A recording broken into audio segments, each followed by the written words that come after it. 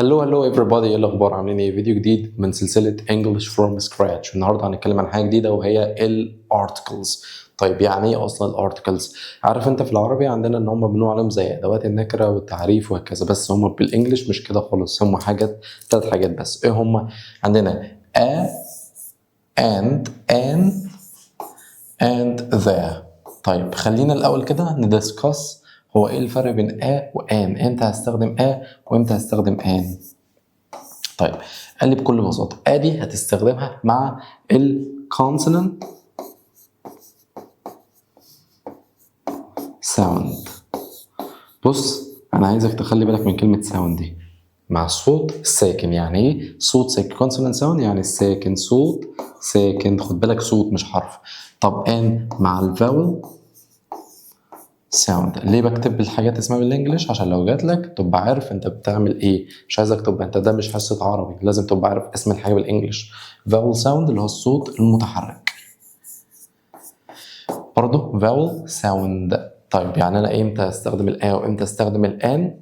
استخدم الان مع الصوت الساكن، انما استخدم الان مع الصوت المتحرك. طيب هي ايه يا مستر الصوت الساكن والاصوات المتحركه؟ قال لي الاصوات المتحركه مسؤول عنهم 5 letters، 5 حروف: A E O U I. خد بالك دول انا بقول لك مسؤول عنهم 5 حروف، ماشي؟ بس انا ماليش دعوه بالحروف، انا ليا دعوه بالصوت. يعني ايه ليا دعوه بالصوت؟ يعني مثلا حرف الاي هتلاقي صوته مثلا ابل ابل. الاي صوتها زي ear ear ear. الاو صوتها اورنج اورنج. اليو صوتها خد بالك بقى من اكتر واحد تاخد بالك منه هو اليو، عشان ده عامل لنا مشاكل. اليو صوتها زي umbrella umbrella umbrella. الاي صوتها قريب من الاي شويه، بتتنطق زي كلمه ان حرف الجر ان. اوكي طيب خد بالك بقى الاصوات اللي انا عمال اعملها دي وانت مستغرب اللي انت بتعمله ده مستر، دي الاصوات اللي انا بشتغل بيها. طيب بص هريحك واسهل عليك، ده في كل حالاته بيتنطق متحرك، في كل حالاته بيتنطق متحرك، في كل حالاته بيتنطق متحرك، كل حالاته بيتنطق متحرك. ده الوحيد اللي ممكن يتنطق ساكن ويتنطق متحرك. يعني ايه بقى؟ امتى يتنطق ساكن؟ هو اسمه ايه؟ ساعات بيتنطق يو. لو اتنطق يو كده ده ساكن. طب امتى يبقى متحرك؟ حاله واحده بس. امتى؟ لما يتنطق لما يتنطق ايه؟ ساعتها لو اتنطق ساعتها يبقى ده كده متحرك، انما اتنطق يو ده ساكن. طب والان انت قلت لي هتستخدم الصوت الساكن. ايه هو الصوت الساكن؟ اي حاجه ما عدا الخمسه دول، اي حاجه ما عدا الخمسه دول. طب تعالى كده نشوف اكزامبل. لما اقول لك مثلا فور اكزامبل ابل، استخدم ولا ان؟ هتقول لي بكل بساطه ده صوت متحرك يبقى ان ابل. طيب تشير كرسي، فهتقول لي تشا صوت التشا، انا ماليش علاقه بالحروف، انا ليا دعوه بالصوت. تشا ده صوت ساكن، طالما مش من الخمسه دول يبقى ساكن، يبقى تشير. طيب اقول لك كمبيوتر. بص اول صوت كمبيوتر ولا ان؟ ده صوت ساكن يبقى كمبيوتر. طيب قلت لك مثلا تلفزيون، صوت ده صوت ساكن يبقى تي في. طيب قلت لك يونيفرسيتي، جامعة. طيب يونيفرسيتي بدأ بحرف اليو، طبعا قلت لك بدأ بحرف اليو اهو انت جاي لي والله يلا بينا نستخدم يعني، هقول لك غلط. طب ليه غلط يا مستر؟ عشان قلت لك انا ماليش دعوه بالحرف، انا ليا دعوه بالصوت. انا لما نطقت الكلمه دي قلت university ولا university؟ قلت university، ده النطق الصح بتاعها university. طيب فعشان انت قلت يو فده كده صوت ساكن مش متحرك. طيب هديك اكزامبل تاني، اقول لك for example umbrella اللي هي الشمسية. هنا بقى اليو اتنطقت ايه؟ بص اليو امبريلا ده اتنطقت متحرك، فساعتها هستخدم ان. طب لما اقول لك for example اقول لك cheers، لا بلاش، ماشي cheers. ولا ان؟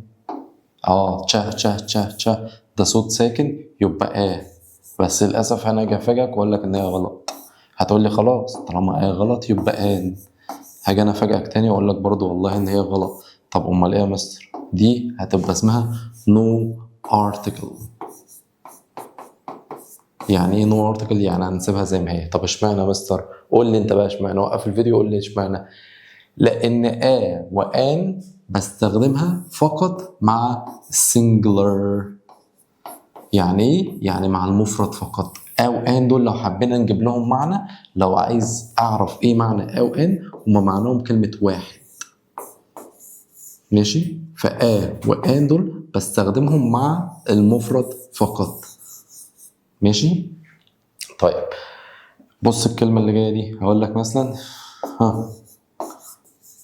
طبعا انت هتقول لي بص يا مستر، في الكلمة اللي زي دي انت والله ايه عندك الاي واليو، والكلمتين دول كانوا موجود في الاصوات الساكنة اللي انت كتبتها، في الاصوات المتحركة اللي انت كتبتهم لي من شوية. فالكلمة دي 1,000,000% هتاخد ان. هقول لك بكل بساطة الله ينور عليك، اجابة غلط. طب ليه يا مستر؟ عشان قلت لك ماليش علاقة خالص بالحروف، انا ليا علاقة بالايه؟ بالصوت. طب يعني ايه الكلمه دي؟ بص الكلمه دي بتنطق ايه؟ يورو، اللي هو اليورو زي الدولار وكده. يورو يورو يورو.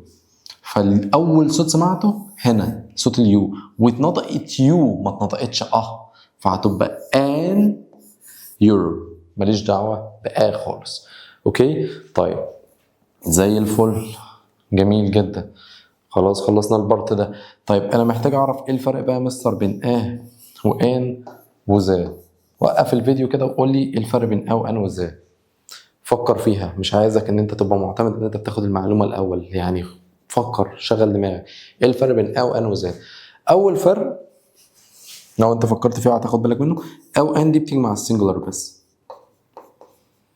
مفرد بس، انما ذا ممكن تيجي مع السنجلر والبلورال، مفرد والجمع.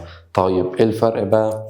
ما هو كده لسه مستر، دي بتيجي مع السنجلر ودي بتيجي مع السنجلر، يعني لسه عايز اعرف فرق اكتر. كلام زي الفل. بص وان بستخدمها مع حاجه in general، انما ذا بستخدمها مع حاجه specific.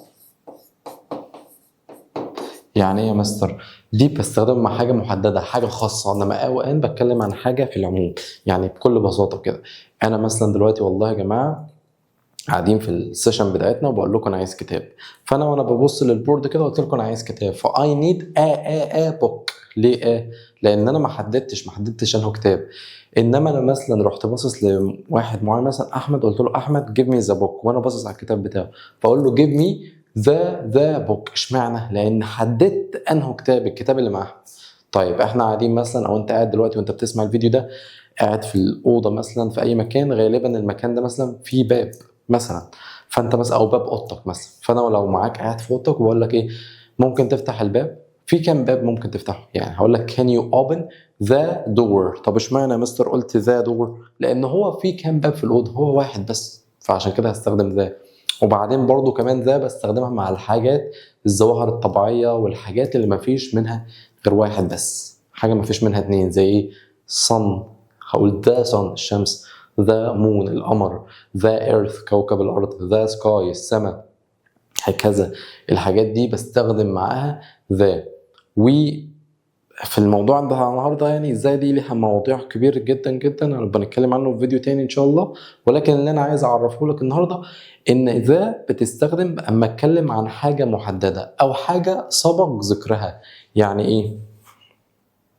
اقول لك for example I bought a jacket and a shirt.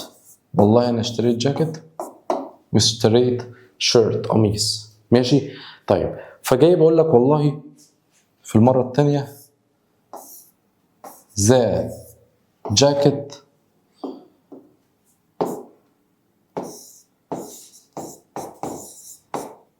is blue and the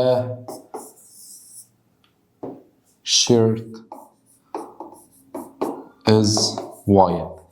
انا هنا بقول لك انا اشتريت جاكيت واشتريت تيشيرت، فجاي بعرفك بقى، بديك مور ديتيلز، بديك مور ديتيلز عن الحاجه دي، ان انا اشتريت جاكيت واشتريت كمان مع الجاكيت ده اشتريت شيرت قميص. فبقول لك بقى والله ايه، الجاكيت لونه كذا والقميص لونه كذا. هو انا لما اجي اقول لك انه جاكيت اللي لونه كذا، انه جاكيت اللي لونه ازرق، اللي انت لسه قايل لي ان انت اشتريته. طب انه قميص اللي لونه ابيض، القميص اللي انت لسه حكي لي عليه، انت لسه ذاكر لي الحاجه دي. بقول لك ايه، انا قريت كتاب والكتاب حلو جدا، فاي ريد اول مره بذكره بوك، انا قريت كتاب بوك، اي كتاب ما حددتش. تاني مره بقول لك ايه، الكتاب كان حلو جدا، فقال لك the book is very interesting, the book is very valuable، اي حاجه. بس الفكره ان انا في اول مره قلت لك I read a book، قريت كتاب. تاني مره جاي بديك معلومات اكتر، بديك more details، بديك تفاصيل اكتر، فقلت لك ازاي. وبرضه قلتها لك في البدايه ان انا لما المستمع الشخص اللي قدامي وانا بتكلم اهو وانت قاعد قدامي، بتكلم على الحاجه وانت فاهم انا اقصد ايه. زي مثلا لما اقول لك ايه look at the board، مثلا انت دلوقتي فاتح الفيديو اهو بقول لك look at the board، بص على السبوره look at the board، look at the smart board. ليه استخدمت ازاي؟ لان هي سبوره سمارت بورد واحده بس محدده، ماشي؟ فانت بالنسبه لك انت عارف انه سبوره اللي انا بتكلم عنها، فلازم انت تبقى واخد بالك من الكلام ده، ان انا قلت ذا بورد لان هي سبوره محدده. انما وان بتكلم عن حاجه في العموم، يعني مثلا ان انا عايز I need to buy a book، والله انا عايز اشتري كتاب. I need to buy a car، انا عايز اشتري عربيه، ماشي؟ طيب انا مثلا وانا ماشي شفت عربيه حلوه جدا جدا جدا في معرض، فبقول لصاحبي بقول له I need to buy the car that we saw at that place، انا محتاج اشتري عربيه ان احنا شفناها في المكان ده، عجباني جدا. مش اي عربيه، لا، انا ممكن يكون عندي عربيه ولكن عايز اشتري العربيه اللي احنا شفناها في المكان ده عشان هي عجباني. اوكي، طيب تعال نشوف كده some examples عن الموضوع ده، شويه examples.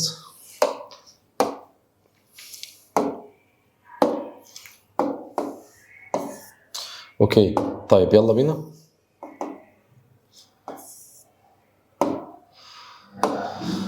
What interesting place، بقول لك يا له مكان رائع، مكان شيق. فبليز ده مكان مفرد، فطبعا هنا هستخدم معاه ان. طب ليه يا مستر استخدمت ان؟ علشان هنا في ان صوت صوت الاي، صوت الاي ده قلت لك ان هو متحرك. an interesting place، لو الحاجه المفرد دي ذكرها سبقها صفه عادي، انا بتعامل على حسب الصفه اللي قبلها، مش لازم اشوف كلمه بليس، لا، انا بتعامل على اساس الحاجه اللي قبلها دي عادي. اول صوت بيقابلني بعد الاول ايه؟ you should never look directly at، بقول لك ما ينفعش تبص على طول في الشمس. وانا ممكن اقول لك في الشمس تقول لي انه شمس ولا هي شمس واحده محدده؟ شمس واحده محدده، يبقى استخدم معاها ازاي؟ my brother's girlfriend، يعني صديقه اخويا is architect، يعني مهندسه معماريه. هل انا قلت لك مهندسه معماريه محدده؟ انا قلت لك مهندسه معماريه انت هتعرفها؟ لا، ولا انا عرفتها، فهتبقى اي مهندسه معماريه an architect، عشان اول ساوند فيها فاول متحرك. my grandmother is person in my family، جدتي هي اكبر شخص في اسرتي. طيب بص كده اول صوت هبص، انا عايز بس اتاكد ان جدتي دي مفرد اكيد، فساعتها اقدر استخدم معاها او ان. طب صوت الاو ده متحرك، فساعتها استخدم an. the oldest person in my family. I usually play volleyball twice space week، انا عاده بلعب كوره مرتين في الاسبوع، يبقى twice a week عشان ده صوت ساكن. my cousins live in really nice place، اولاد عمي بيعيشوا في مكان لطيف. هل المكان لطيف ده محدد؟ لا، ف a really nice place عشان الصوت ده صوت الرا صوت ساكن. تمام، يبقى هي واحده بس اللي كانت موجوده ده عشان كانت ظاهره طبيعيه اللي هي زي الشمس، موجود منها واحد بس. اوكي، طبعا عايزك ان انت تكون كتبت المعلومات دي ورايا، عملت سبسكرايب في الشانل عشان يوصل كل الفيديوهات الجايه ان شاء الله في سلسله English from Scratch. وده كان الفيديو بتاع النهارده، واشوفكم في فيديو جديد ان شاء الله على خير. باي باي.